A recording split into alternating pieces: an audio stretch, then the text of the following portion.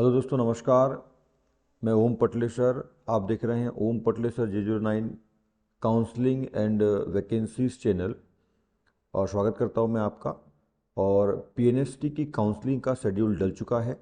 30 तारीख को शेड्यूल डल चुका है, आज 2 तारीख है और शेड्यूल स्टार्ट हो रहा है। मतलब काउंसलिंग जो है, choice filling and choice locking का जो प्रोसेस है वो स्टार्ट हो रहा है 3 जनवरी से। ये फर्स्ट राउंड की काउंसलिंग, यहाँ पे ऑनलाइन काउंसलिंग होना है। फर्स्ट राउंड की काउंसलिंग है ये। सेकेंड राउंड की काउंसलिंग इसमें होने वाली, 2 राउंड में होने वाली काउंसलिंग। ये फर्स्ट राउंड की काउंसलिंग के अपन यहाँ पे बात कर रहे हैं। तो एक्टिविटीज़ में देखिए क्या क्या दिया है। पब्लिकेशन ऑफ, यहाँ पे देख रहे हैं फर्स्ट आप जो है publication of vacancies and eligible candidates. ठीक है, ये 30 तारीख को ये शो कर दिया गया है। जो नोटिफिकेशन है इसके लिए, काउंसलिंग के लिए ना इसको पब्लिकेट कर दिया गया है। और एलिजिबल कैंडिडेट्स जो हैं की इनकी लिस्ट है वो भी आप यहाँ पे देख पाएंगे, मैं आपको दिखाऊंगा अभी। नेक्स्ट देखिए क्या है, जो मेन चीज़ है, registration cum choice filling and choice locking BSc course के लिए। तो रजिस्ट्रेशन और चॉइस फिलिंग जो है, चॉइस लॉकिंग है, यानी जो अपन काउंसलिंग बोल रहे हैं वो काउंसलिंग स्टार्ट हो चुकी है 3 जनवरी 2023 से। मतलब कल से 14 जनवरी 2023 रात 12 बजे के पहले तक आप ये कर सकते हैं। पर यहाँ पे एक बात का ध्यान रखेंगे कि आप 14 तारीख लास्ट डेट का इंतजार मत करिएगा, क्योंकि मैं अभी एक नोट आपको दिखाने वाला हूँ। आप 10-11 जनवरी के पहले पहले तक, 3 से लेकर 10-11 जनवरी सप्ताह भर के अंदर अंदर चॉइस फिलिंग अपना कर लें। ठीक है, यहाँ पे ध्यान रखिएगा, क्योंकि बाद में सर्वर और कई तरह की और प्रॉब्लम्स आती है। लास्ट में जो है सर्वर अच्छे से नहीं चल पाता है, तो दिक्कतें आ जाती है। और आपको मालूम है कि चॉइस फिलिंग ना हो पाना, उन्होंने कहा हुआ है, अभी मैं दिखाने वाला हूँ नियम आप लोगों को, कि उन्होंने कहा हुआ है कि यदि आप किसी भी कारणवश यदि नहीं कर पाते हैं तो वो कोई भी सुनवाई नहीं होगी। तुरंत बाद आपको जो उनका जो सर्कुलर है दिखाने वाला हूँ, यहाँ पे ध्यान समझ लीजिएगा इस बात को। तो 3 जनवरी 2023 से 14 जनवरी 2023 रात 12 बजे के पहले तक, इन दिनों में आपको चॉइस फिलिंग अपनी करनी है।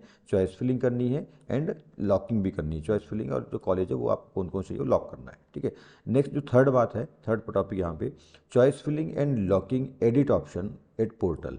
ठीक है, पोर्टल पे आप चॉइस फिलिंग और लॉक जो आपने किया है, ठीक है, जो फॉर्म डाला है आपने, ठीक है, चॉइस फिलिंग की है, लॉक किया है अपना कॉलेज, उसको आप 5 जनवरी से लेकर 15 जनवरी के बीच संशोधन उसमें कर सकते हैं, उसको चेंज कर सकते हैं, उसमें एडिट कर सकते हैं। यदि कोई गलती या कुछ भी ऐसा कुछ करना है तो कुछ नॉर्मल सी पोर्टल चार्ज रहेगी, उसको लेकर के 15 तारीख के रात 12 बजे तक आप ये चेंज कर सकते हैं, 5 से 15 के बीच जनवरी में।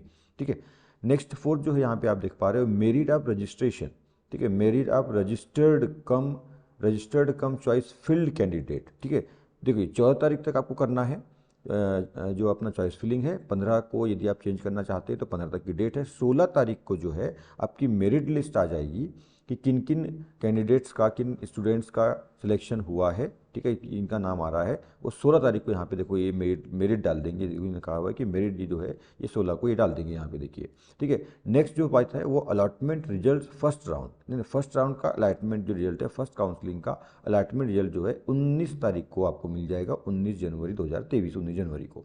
ठीक है, नेक्स्ट पॉइंट जो है रिपोर्टिंग बाय अलॉटेड कैंडिडेट। ठीक है, रिपोर्टिंग आपको देना है, जो जिन लोगों का नाम, जिन लोगों को कॉलेज अलॉट हो चुके हैं, उन लोगों को, उन कैंडिडेट्स को अपनी रिपोर्टिंग देना, उन कॉलेज में जाकर के अपना डॉक्यूमेंट सबमिट करना है या वहाँ पे एडमिशन लेना है। वो उसकी डेट है 20 जनवरी से 25 जनवरी के बीच। इन 6 दिनों में, 20 जनवरी से 25 जनवरी शाम 5 बजे के पहले तक, है ना, 25 जनवरी शाम 5 बजे तक पहले तक, इन 6 दिनों में आपको जाकर के जो कॉलेज आपको अलॉट हुआ है वो कॉलेज आपको स्टार्ट कर देना है, वहाँ पे एडमिशन लेना है। और आपका इस एडमिशन के साथ ही आपकी जो क्लासेस जो हैं, मतलब ये समझ लीजिए 1 फरवरी से जो है आपकी क्लासेस स्टार्ट हो जाएंगी।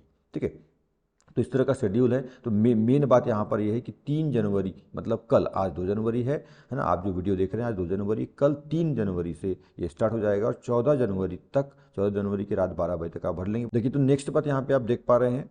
ठीक है, 29, ये देखिए यहाँ पे देखिए, ये 29/12/2022 का आप जो देख रहे हैं, ये 29/12/2022 को नोटिफिकेशन दिया गया है।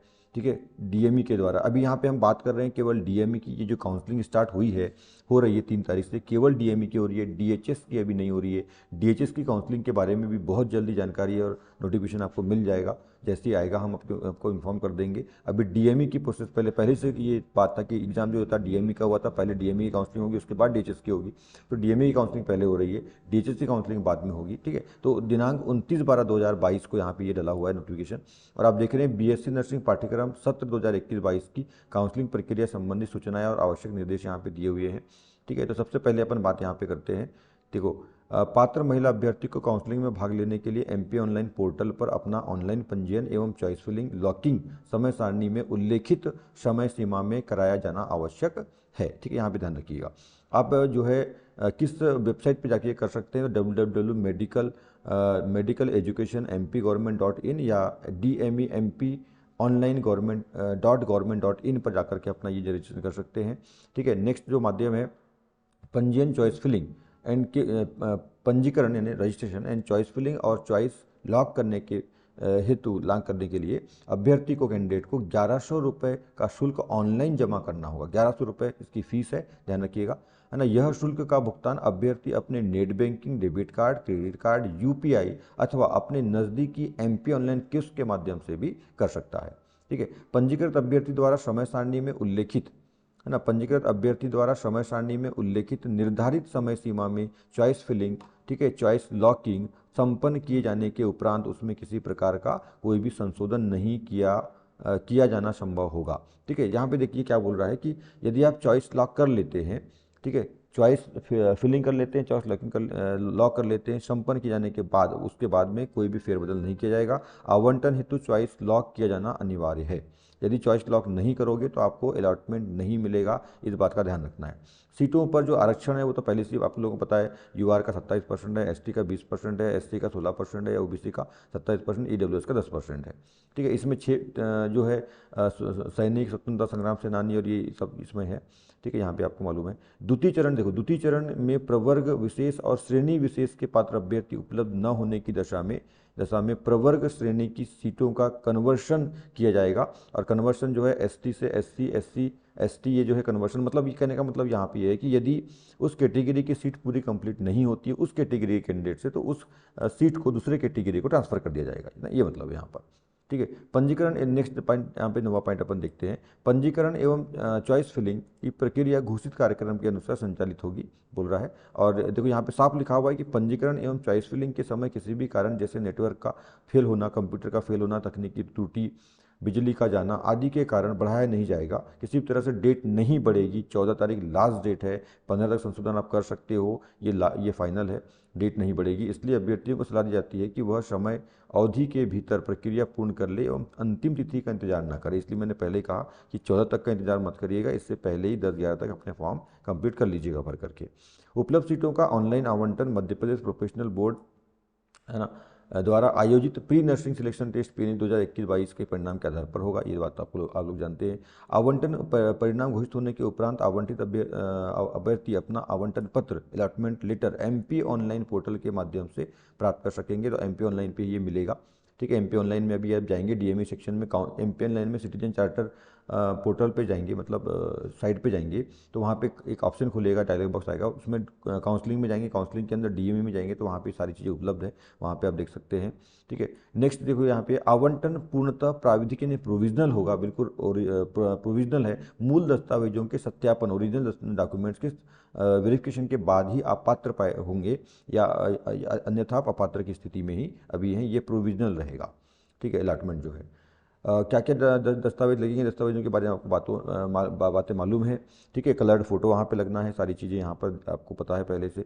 ठीक है, प्रथम चरण की बात अपन कर रहे हैं। प्रथम चरण में प्रवेश उपरांत, देखो यहाँ पे ये महत्वपूर्ण बात है कि प्रथम चरण में प्रवेश उपरांत प्रवेश के बाद सीट से यदि आप सीट छोड़ देते हो, सीट से त्यागपत्र दिए जाने की स्थिति में अभ्यर्थी द्वितीय चरण की काउंसलिंग पर भाग लेने हेतु अपात्र होंगे। यदि आपका प्रथम चरण में फर्स्ट राउंड में नाम आ गया है और आपने उसको ज्वाइन नहीं किया, छोड़ दिया है, तो सेकंड में आप फिर काउंसलिंग नहीं करा सकते। मतलब फर्स्ट राउंड में जिसका एक बार काउंसलिंग में नाम आ गया, वो सेकंड राउंड में काउंसलिंग नहीं करा सकता।